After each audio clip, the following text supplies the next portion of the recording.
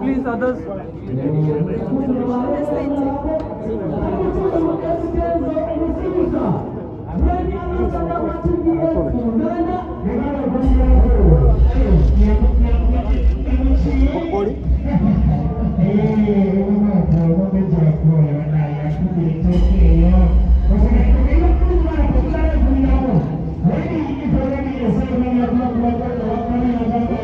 Iti winner ne Grammy nominee abafaba Boda n'abagenyi baffe okubeera naffe olunaku olwaleero nga tulaunchinga TVS oba branch yaffe ya Ufrach wano mu Gayaza. Era nsaba wano era mukubireko omugenyi waffe omukulu Eddy Kenzo okubeera naffe wano. So tugenda kutandika omukolo gwaffe ogwaleero. Ngenda kwogera industry yaffe yaguddemu ekikangabwa nga industry gyotwala muganda waffe yasuze bamusindise buzira mu nsonga ng'eno nga president kiki ekirina okukolebwa na buzibu buliwa kuba ensonga zibadde zitambula ku internet? Saawa eno tulina okusooka yokuba nti afaayo wanaaba avuddeyo tujja kwongera okwekenneenya ensonga eyo naye kasooke tumugiyabeere bweru ensonga gye tulowooza nti akrisi bayimaandi tulina bwetukyusa kumaya mukama asizira kukulaaga naye bwanaaba amaze okukoledde tujja kutuula naye tulabe tugisobola okulanga tewaddamu kufuna kusimulwa naye sofa saagala kwogera bingi kubanga ensonga eziri mu ezeetaaga kubanga zijajjabisibwa ab'amateeka nga bwegalaga. People say bayinza okuba wali ekiri emabega wa kino because alien can't store a phone of 3M. Tumanya awo simanya ensonga ziri mu kooti katusooke tulinde bino then tujja kufuna conversation ntuufu of the horses mouth. Makati yali mukomera tasobola kweyogerera sikiwa nti ze nandibadde nyina olukusu atulinda ki. Okay, President, okongeza ku ekyo olowooza ab'amagaali mu bayimbi geetaagisa oba n'abantu okweyisa mu ngeri y'ekigangsta nga bwe kyogerebwa mu bayimbi trend eyo ekyakola? Too much of anything is bad. Obuteekuuma kibi naye n'okwekuuma ennyo naddala nga weekuume bulekuume tali nakyo kibi naye ng'ate sirowooza nti omuyimbi yanditambuliddewo nga taliko lwayinza kugamba towaali wano si ssaawa ya kifaananyi towaali asooka olindeko kati akooye obuntu obuba bwetagisa naye n'obirala nga bw'omanyi mulimu munsi abantu abeefudde omuntu aganze kamukulu oli banjogereko mu byafaayo nze nalumukubanga babikola babikola kati awo olina okubanga okubeerako n'obukuumi bw'otambula nabwo naye nze ndowooza ate bwe kitamuzi gaali nga yafujjo nti naffe batumanye tukube kiti ekitali kimu naye nga nze sisobola kunenya muntu alina bamukubamu. Thank you so much. Ira bulungi nnyo olw'ensonga tulinamu bannaffe abatamanyi Luganda so tujja kwogeramuko ku Luzungu then tume tujje mu Luganda si ekyo kale. Good evening ladies and gentlemen. My name is Spencer and I work with Uvraj TVS as the head of service. I'm delighted to welcome you all today for this special occasion of opening up our branch here in Gaza town. This event is a celebration of success, progress and innovation, and of course our partnership.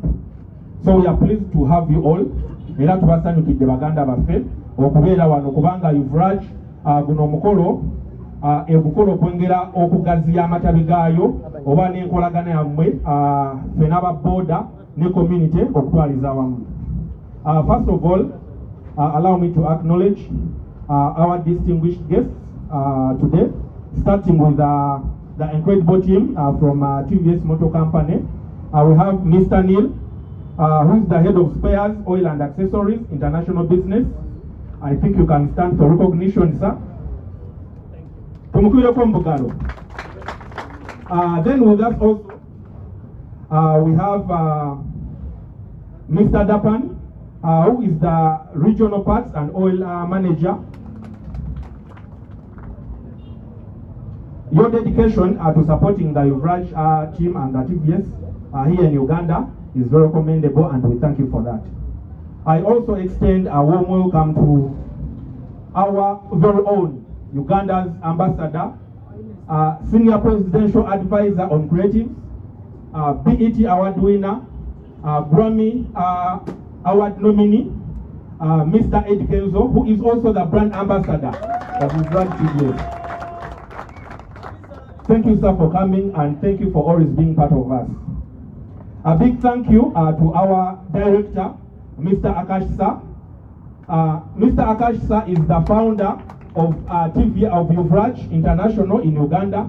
We thank you for your visionary, for being creative and for creating work opportunities for the community and for us. So thank you so much. I would like to also recognize the presence of Mr. Manish, who is the head of Spares, Service and Finance at Uvraj. Thank you so much. We love you. And I would like to also recognize the presence of our staff. But staff of Femwena, Jemuli, we recognize you. And then finally, a big thank you to the Boda fraternity. Kubanga Jemutali, singa Jemuli wo singa na fete tuliwo. Sicho baganda bange.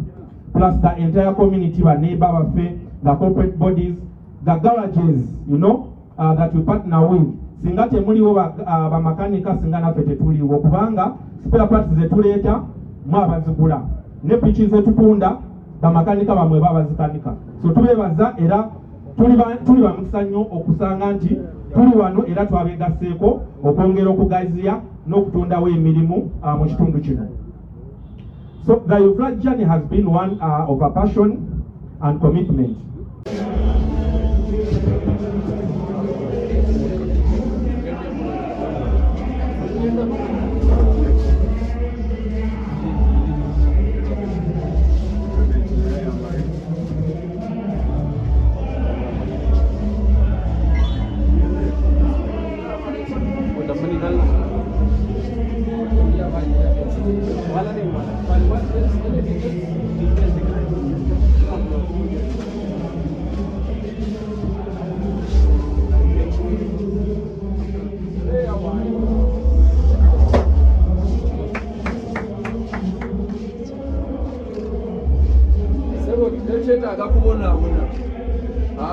Omukulembeze jangu Tofaayo jangu sikuso omukulembeze okiraga nti carburetor ojja buzibu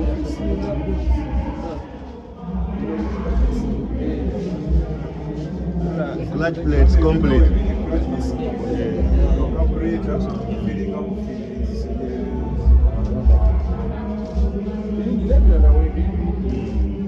We have the chain system there.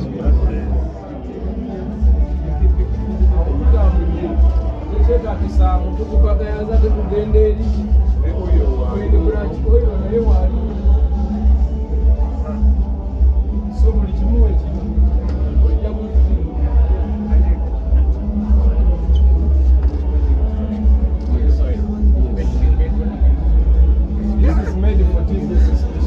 That is TVS oil.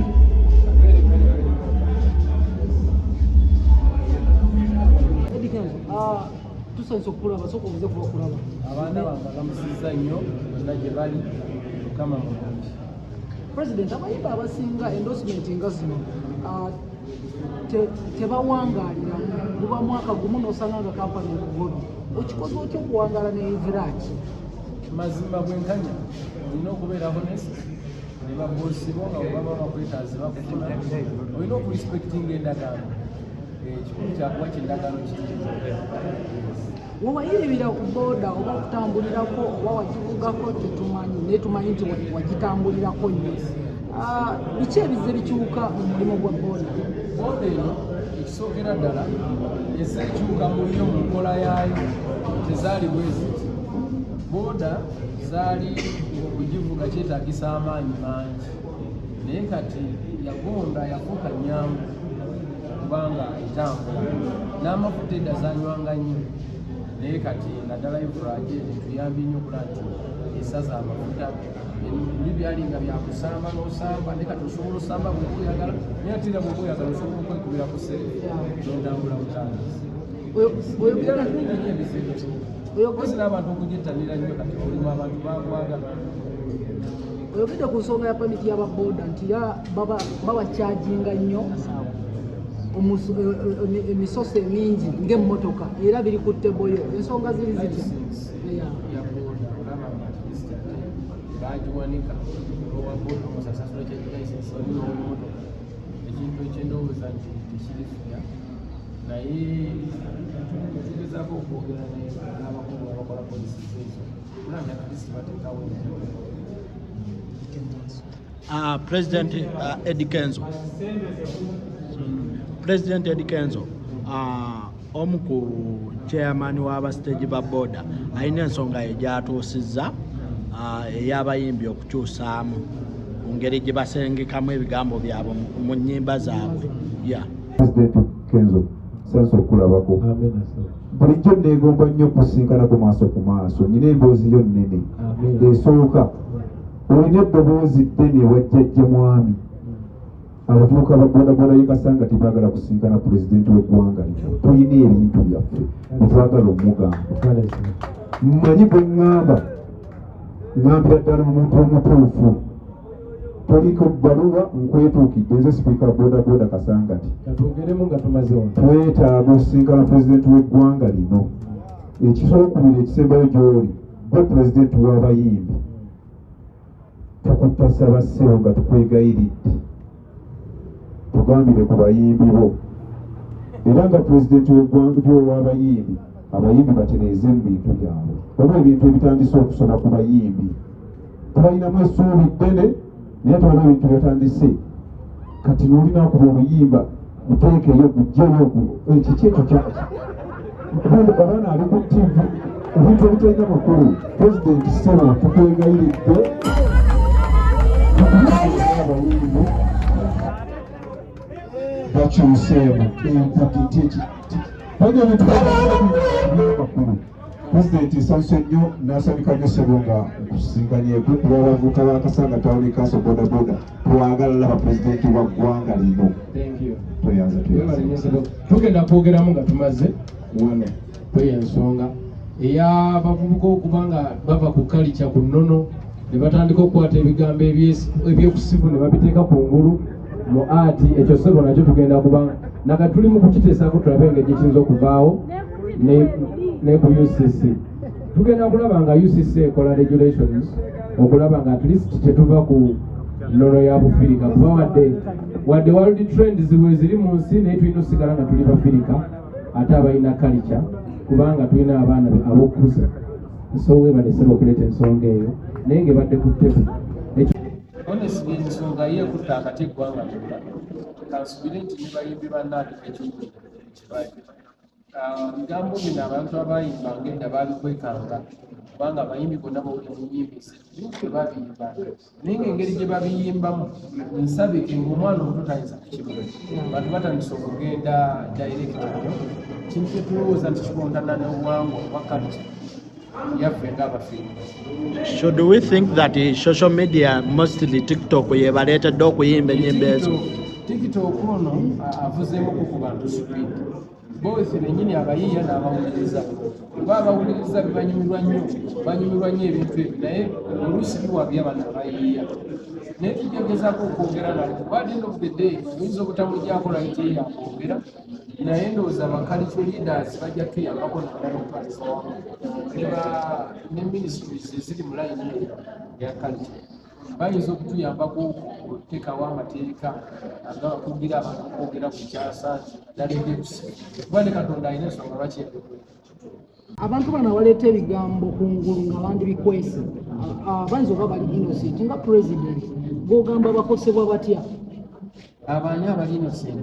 Bayinza okuba bali innocent naye nakozesa lyrics nga teyandizirese kungulu alina okikweka akosebwa batya. Alina okumanya omanyi kirungi nnyo omuntu okuba n'empisa alina okumanyawo obuzibu bwe tulina nti abawagizi babyagala babinyumirwa nnyo kati abawagizi abo ababinyumirwa batuleetedde obuzibu kuba ate bw'omala obinyumirwa oli abirabamu akabisa akabikolamu naye engeri gye balinda abantu batandise okwekubira omulanga abangi maybe wanaabaawo ekikolebwa naye bo bali bennyini ne batulaga nti babyagala kati n'olwekyo ebiseera ebisinga osobola kuba omuntu wabaako ebiyimba n'olowooza nti lubi ne lujjuza ekisaawe n'afunira abantu ekyokulya akati oyinza kubanga ebitaagaba tebijjuza so awo nawo wakyaliwo embeera. President gwe ng'omuntu eyagala kukyanoyiya n'akayimba ku Boda abantu bano abannakampala abakulembeze abali abalowooza nti baagala okubajja mu bizinesi naddala mu kibuga oyinza bawo bakaki? Nze ndowooza sizooki kubajja mu bizinesi sinnamanya nnyo ani ayagala bajja mu bizinesi kyawuliddeku gwe naye bwe kibanga gye kiri nga waliwo okunyigirizibwa okubateekebwako mu ngeri emu oba endala baba beetaaga okulwanirirwanga era bannayuganda Uganda erinaako naye mbadde sinnamanya nnyo channel eyo naye bwe naaba nyina kyentegeere awo nange nga kutuusirirowoozi kubanga ate ndi ambasada mufrance kati senga sibamuzi ba Boda kubanga gyebali nandibadde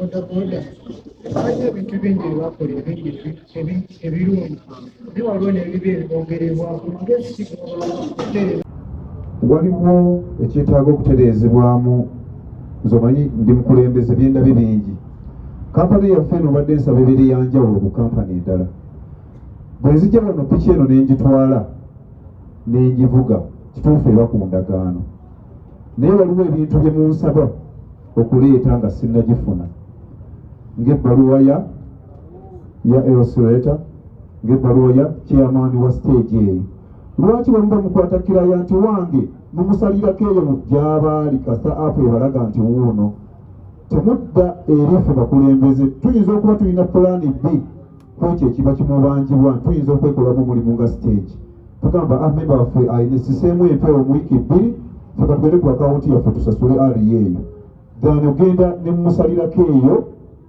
adda tambuza bigere nti epiki abasajja bagitutte so abantu abasaba mutereezeewo akasembera ddala kagenda wambasada sebo.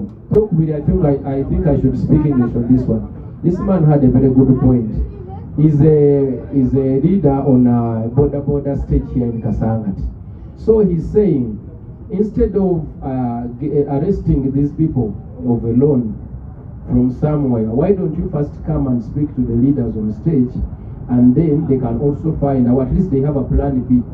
If they fail, that's when you can also arrest this person from elsewhere. But he's saying you are using an app to go and arrest them from where they're going to operate. Yet you can come on the stage and you have that option of discussing and go through with the leaders. At least if they fail, you can take the next action. Yes, I think it's a good idea. Yeah, what you're saying is right. But the problem when we get a letter from the state chairman, those people are not found there. Sometimes you get a letter from the state chairman when he's giving you permission that now we have failed, you can take the next action. We don't repossess bikes. We try then to make sure that they make the payments. That is not what we stand for. We want to empower them. We charge less rate of interest compared to other brands, what they are selling. You can always verify how much we are charging.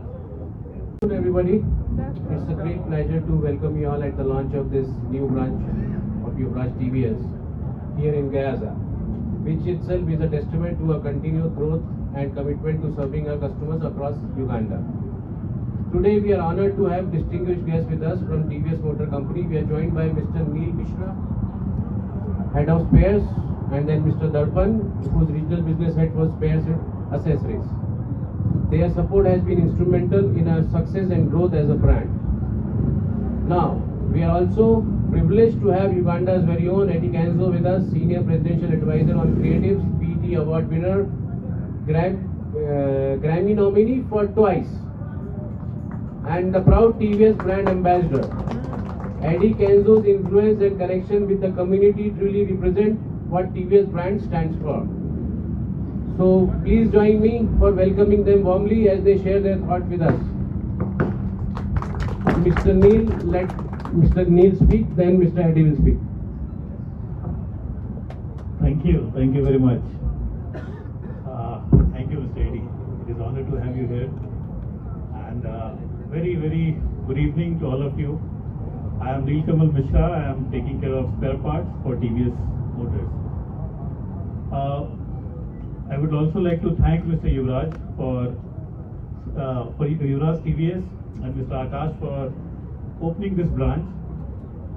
TVS as a company, this is more than 100 years company. And this company is known for its quality product which is reliable, product which is long lasting, and it is always there for you. When we launch a product or when we sell a product to our customer, our relationship doesn't end just by selling or for the selling at the time of selling. We ensure that till the time that product is there with customer or that bike is there with customer, he gets proper service from us all the time. So this branch opening is an endeavor towards the same. Yuvraj TVS is also giving you a plethora of product range, like finance is available for buying that product. Original spare parts are available for ensuring that better servicing happens to the bike which you are buying. So they are also having genuine parts here, and it's very important that you always use proper service, use genuine parts and genuine oil. We are also happy to announce that very soon we are launching our TVS original oil, which is True 4 oil, to ensure better mileage and better engine life for all the bikes which we have sold so far. So I thank you all for all the supports that you have given, and I am very much sure that with the support, the kind of support that we have from you, we will make TVS #1 in Uganda. Thank you very much.